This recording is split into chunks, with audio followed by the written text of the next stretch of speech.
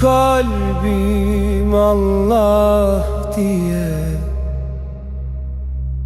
durma zikret her saniye. Aşkınla yan her nefeste yürürüm ben secdeye. Nur iner gönlüme bak, silinir her kara iz, adın ile diriliriz. Allah diye hepimiz.